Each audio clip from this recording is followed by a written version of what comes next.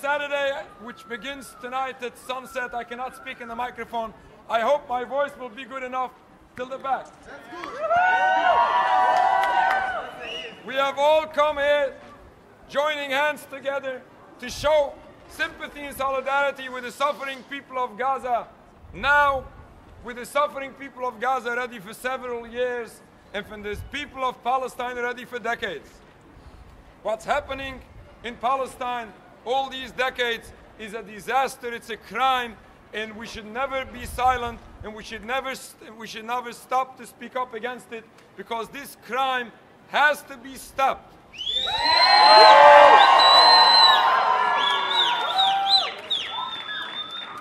All people around the world should be embarrassed by seeing what's happening and nothing is being changed. But we as Jewish people say that we are even more embarrassed because this is supposedly being done in the name of all Jews and sometimes being legitimized falsely with our religion, the Jewish religion, the Torah, which is shameful.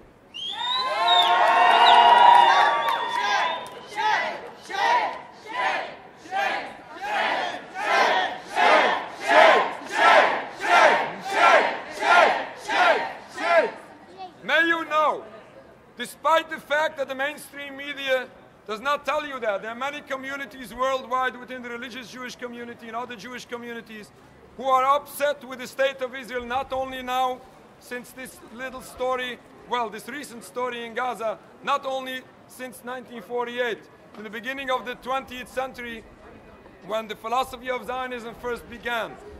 Jews around the world opposed it and still oppose it to the present day.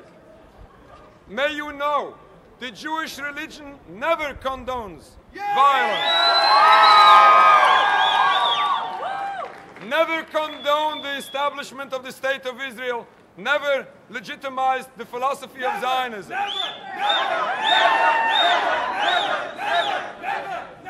Happens to be according to traditional Jewish belief, Jews are forbidden to create a state of their own. Since we were placed in exile 2,000 years ago, this is basic Jewish belief.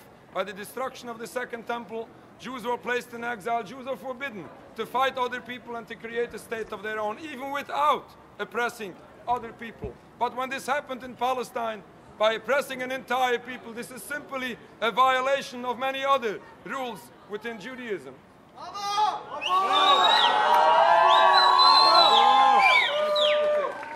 Judaism teaches compassion, teaches peace. And may you know, ask your elders, many of you know, many of our elders from our community still remember, or at least they will tell stories from their father and their grandparents. Jews lived with the Palestinian non-Jewish population in Palestine in a beautiful peace, in an excellent peace, in a nice coexistence, a sample that should be for many other countries around the world. Why was this changed? When was this destroyed? Not only by 1948, by the beginning of the State of Israel, going back to the 1920s when the philosophy of Zionism first came, to oppress an entire people, to ignore the rights of the indigenous population. We can see a much beautiful peace in the future. We need to have this impediment to peace put aside. Hopefully peaceful. It can happen. It happened in South Africa. It can happen in our case in Palestine. Let's we all pray that Gaza should be free, the people should stop suffering, and we should hopefully see the end of this apartheid state of Israel. Hopefully peacefully.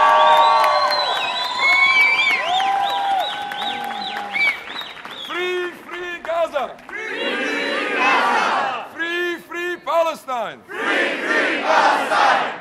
Judaism, yes. Zionism, no. Judaism, yes. Zionism, no. Thank you very much.